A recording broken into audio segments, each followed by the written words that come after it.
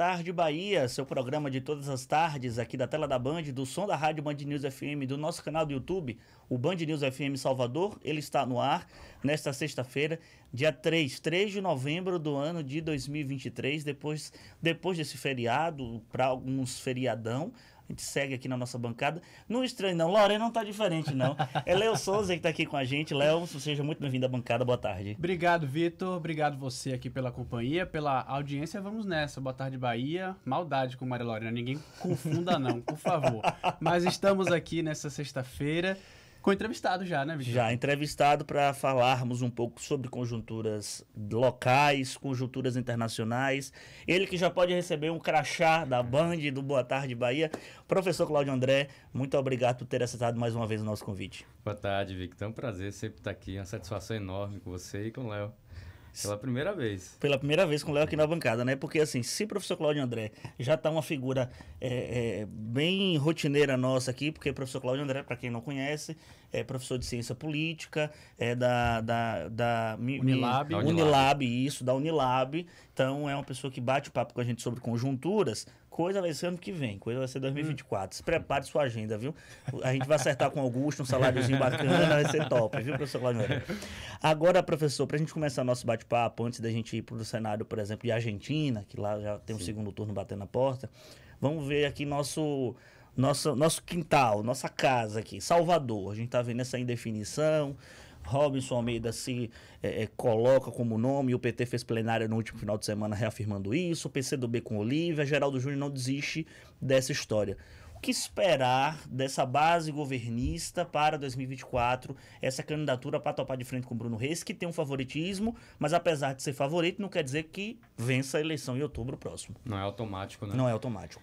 É muito importante a gente olhar, sobretudo, pelo fato que os partidos buscam criar carreiras políticas voltadas para competir nas eleições. Ou seja, os partidos preparam quadros, né, para que eles consigam, de fato, corresponder para determinados desafios dados, às vezes, em eleições daqui a 2 ou mesmo 4 anos.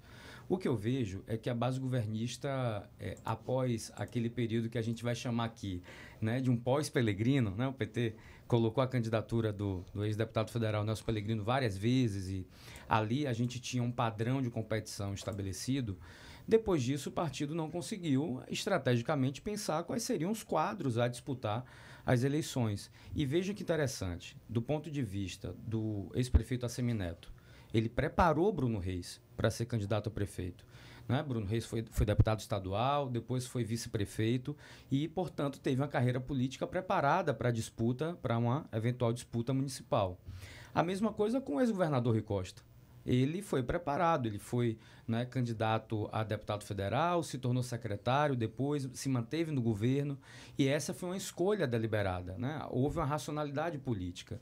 E em Salvador a gente passou um período sem entender quem era da base governista do PT em nível estadual, aquele deputado estadual ou deputado federal que de fato concentrasse o seu mandato, construísse o seu mandato de forma mais ou menos uníssona, né, sem grandes divergências, como um candidato natural da base. E isso não aconteceu. E aí eu vejo um método para 2024. Algum nome que seja experimentado na política, né? Diferente do que aconteceu com a filiação tardia, né? De Major Denise, atualmente tenente-coronela, né? Sim. E à época candidata, pré-candidata, havia também a socióloga, minha colega de São Lázaro, né? A Vilma Reis, como pré-candidata também. E nos outros partidos, o PCdoB com a Olívia Santana, Bacelar, à época no Podemos, havia ali uma estruturação para pensar o que aconteceria em 2020. Para 2024, me parece que há dois caminhos, né, do ponto de vista de método. Ter um nome experimentado na política e que, se possível, não haja um racha entre vários partidos. Dentro dessa perspectiva, me parece que a gente precisa observar como é que vai ficar o olhar sobre o crescimento do PT em Salvador. Eu acho que essa é a principal variável, sabe? Como é que vai ficar exatamente o partido frente a uma candidatura própria ou não. E eu vejo que esse é um debate interno que está colocado nesse momento, mas com o nível de satisfação, né, de popularidade do prefeito Bruno Reis, de fato, ele entra na disputa como favorito à reeleição. E, obviamente, que os partidos vão aí medindo quem é que vai entrar numa disputa muito difícil. Então, de fato, se há uma expectativa maior de derrota, né, há também, portanto, a ponderação das estratégias para mitigar os impactos, né, para diminuir uma possível derrota, que é o que está colocado nesse momento. De fato, é uma equação difícil de se fechar essa candidatura governista, né? Temos alguns nomes que a gente já citou aqui. Um deles, talvez mais proeminente, do vice-governador Geraldo Júnior, que é do MDB. Mas a gente tem visto aí que essa briga, essa disputa não está fácil. O PT já demarcou o território. Não, nós temos aqui Robinson Almeida. O PCdoB não, nós temos aqui Olívia Santana. Como fechar essa conta e, num eventual cenário de Geraldo Júnior, do MDB, acredita que o setor mais ligado à esquerda vai ter o mesmo engajamento? Por exemplo, por outro lado, o Geraldo Júnior já pode se comunicar com outros públicos para além da esquerda. Essa conta também é complexa, né? A gente depende de muita pesquisa de opinião para a gente ir olhando algumas coisas. Mas, repare, Léo, me parece, eu trabalho isso no campo da hipótese, que a gente tem um eleitorado soteropolitano, o eleitorado comum da cidade, ele inclina mais ao centro, certo? Então, isso, inclusive, é visível diante da perspectiva que a gente percebe que o PT vai muito melhor em nível nacional e estadual e não consegue colocar uma liderança política que capture esse eleitorado. Que foi da última vez que o professor esteve aqui e nos mostrou os dados das votações para estadual, para governador e para presidente. O PT geralmente tem uma excelente, ou o PT, o aliado, tem uma excelente votação na capital. Quando vai para a eleição para prefeito, o cenário é totalmente diferente. Sim, essa tende tese... a minguar, né? O PT nunca governou Salvador, né? Não, nunca governou. Nunca. Então, o que é que ocorre? Vamos comparar 2018 com 2020. 2018, o Rui teve 75%, né? Aproximadamente 75%. E depois, em 2020, a Major Denise teve cerca de 18%, 18% a 20%, não me lembro agora de cor, mas uma votação quase, mais, melhor dizendo, né, do que 3 vezes menos do que a votação para governador. Então, nesse cenário, me parece que Geraldo Júnior consegue, talvez, entrar numa perspectiva de dialogar com o eleitorado que não é esse petista, lulista mais raiz, né? Agora, obviamente que isso só pode ser, né, de fato, colocado como inferência com base em pesquisa de intenção de voto, com base também numa perspectiva de identificação ideológica desse eleitor, né? E, obviamente, que isso parte do pressuposto que, pensando na carreira política, na perspectiva de estratégia política, né, do vice-governador Geraldo Júnior, é interessante que ele perceba exatamente que ele teve um salto gigantesco na carreira, saindo de vereador para vice-governador, e há também aí uma escolha em talvez abrir mão, né, de um cargo tão estratégico no Estado para governar a capital.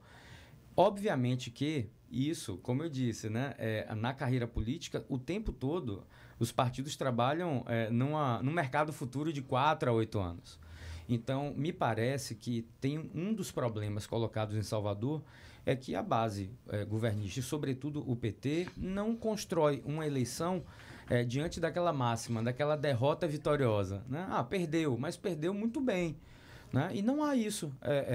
Vão se trocando de nomes a cada eleição e, obviamente, que isso impacta diretamente na disputa seguinte. Esse perdeu muito bem, só me lembra a Feira de Santana, no caso de Zé Neto, né? Porque Sim. assim, eu chamo o Zé Neto, ele reta comigo de cavalo paraguaio, porque ele começa bem, depois desanda. E aí, ganhou no primeiro e perdeu no segundo em feira, mas o pessoal fala, perdeu, mas perdeu bem. É a mesma coisa de Alcemir Neto agora, né? Perdeu, mas perdeu bem, foi pro segundo turno, levou... Não perdeu, gente, não perdeu bem, perdeu. Perder feio e perder bonito, né? Tem Perdeu negócio... por uma margem mínima, né? Agora, é interessante porque se a gente pegar o padrão de votação nos pequenos e médios municípios, em geral, alguém que está duelando com o grupo governista, ou seja, alguém da oposição, às vezes já foi prefeito, já foi candidato. Então, a testagem, do ponto de vista da preferência do voto, é diferente. Então, fica toda eleição parecendo que há ali um cumprir de tabela, né, e as coisas vão sendo feitas de maneira tardia, sem que haja uma candidatura, de fato, né, natural.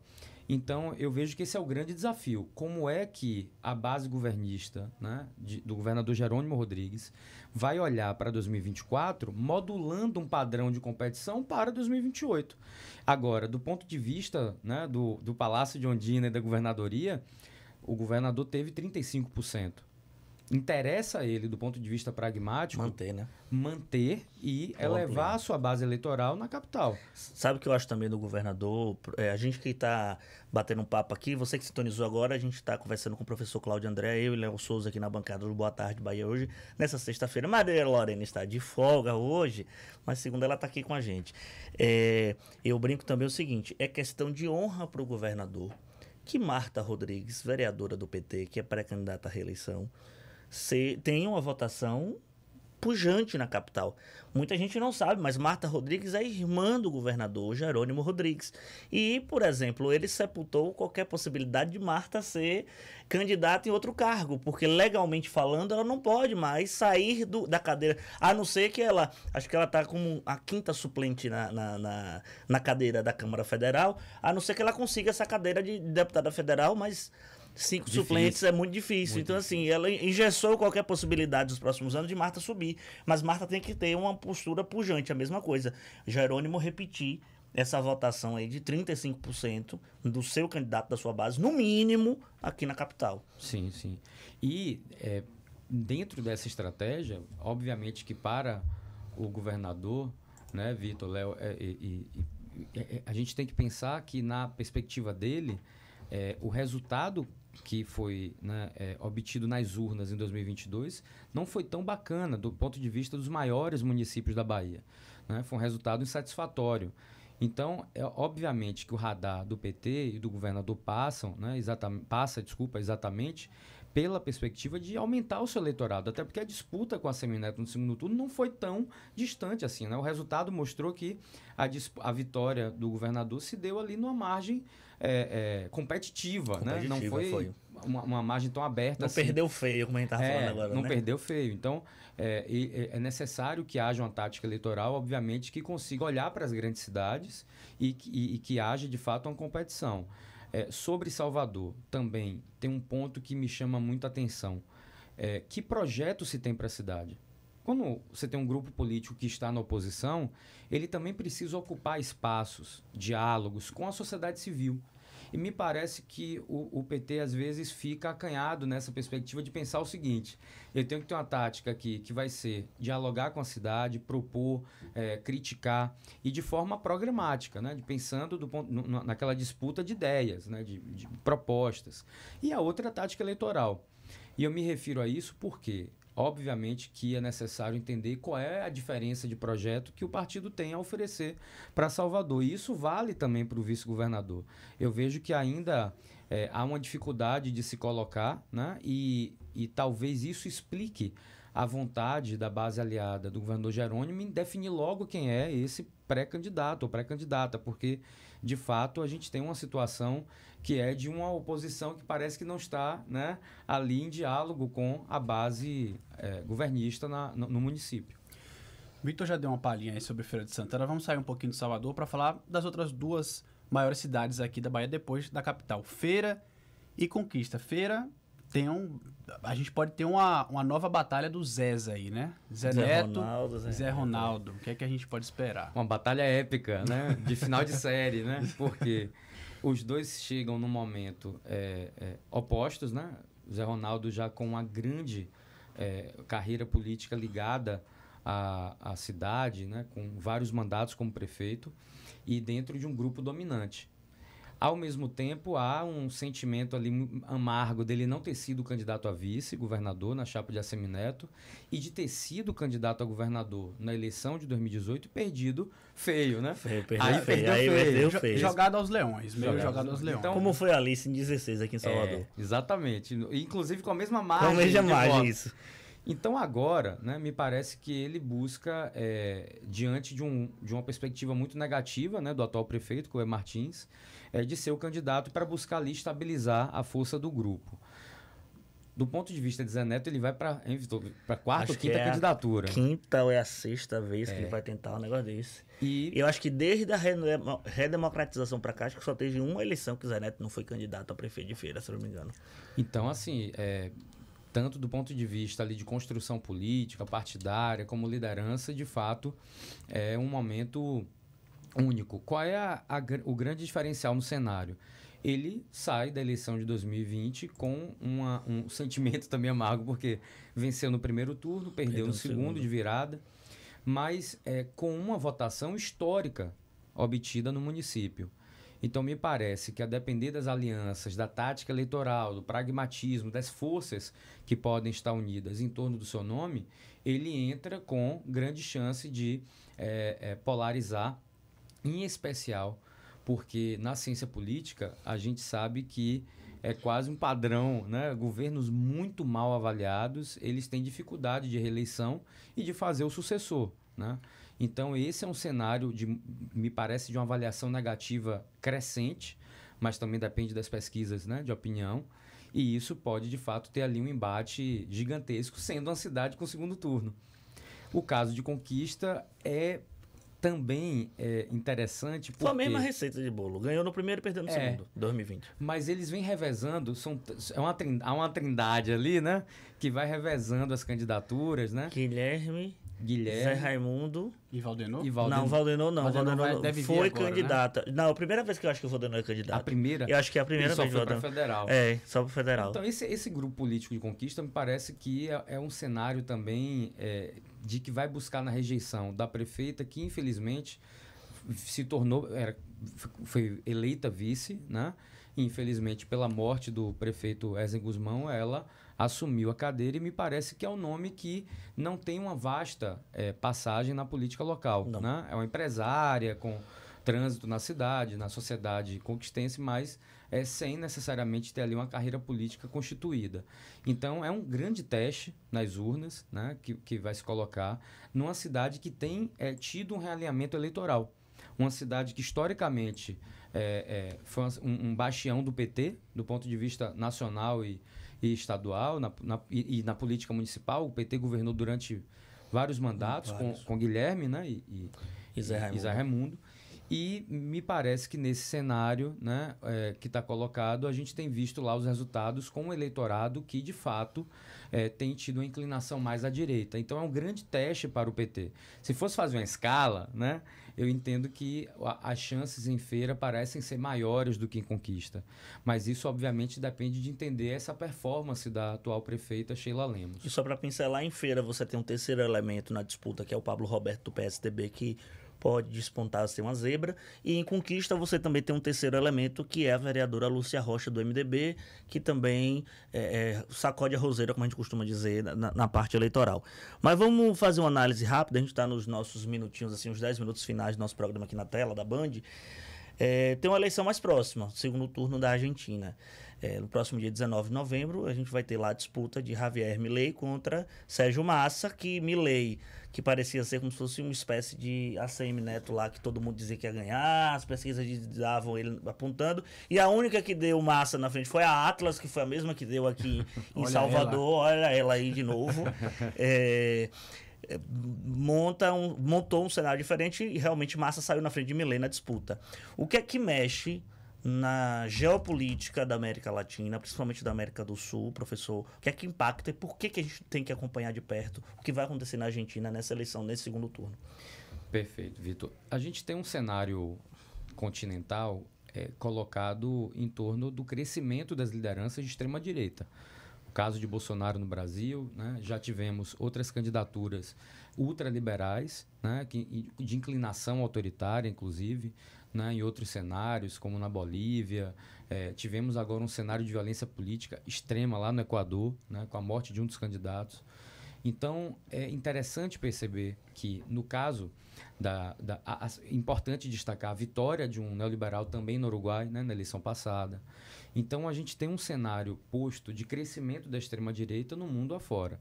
Mas, nesse caso, pensando no cenário argentino, a gente tem um esgotamento de projeto político por parte do campo da direita e do campo da centro-esquerda, né, vinculado ao peronismo. Que o peronismo é uma grande frente, né, voltada ali para a centro-esquerda com vários partidos, e nessa atuação de frente, diante de um sistema político inclusive diferente, né, o sistema político argentino, por exemplo, ele pode eleger um presidente no primeiro turno com 40% dos votos, desde que haja uma diferença de 10 pontos percentuais, né, para o segundo colocado. Então, é um cenário muito difícil, primeiro, porque há esse esgotamento do grupo governista e houve um esgotamento do grupo do Macri, né? Do ex-presidente Maurício Macri, a Patrícia, que né, que lançou a Patrícia Bullrich, e neste cenário acende um candidato nos moldes de Bolsonaro, contra o sistema político, contra o Banco Central, contra a ordem econômica, né, estabelecida, dizendo que, inclusive, poderia acabar com a moeda, né, acabar com o peso argentino, trazendo soluções, entre aspas, distópicas para o mundo democrático, né? Ele, inclusive, chama chamava, agora, nessa última semana para cá, a gente tem uma mudança, que já eu falo, que é o seguinte, a crítica que ele fez foi antissistema. E agora, com o resultado do primeiro turno, ele se manteve com a mesma margem das primárias, das prévias argentinas, ou seja, ficou na casa dos 30%. No entanto, o desempenho de Patrícia Bullrich foi tão surpreendente que, de fato, né, a gente tem um cenário mais inclinado para a sua vitória. Mas aí tem um fator que deixa tudo em aberto, né? Primeiro, nessa semana... nos últimos dias, a gente tem observado que Javier Milei tem tido um discurso, né, paz e amor. Inclusive, ele fez, quando ele aceitou, a partir do anúncio da Patrícia, né? da aliança dele com Patrícia, ele postou um leão fofo, assim, abraçado a uma pata, enfim.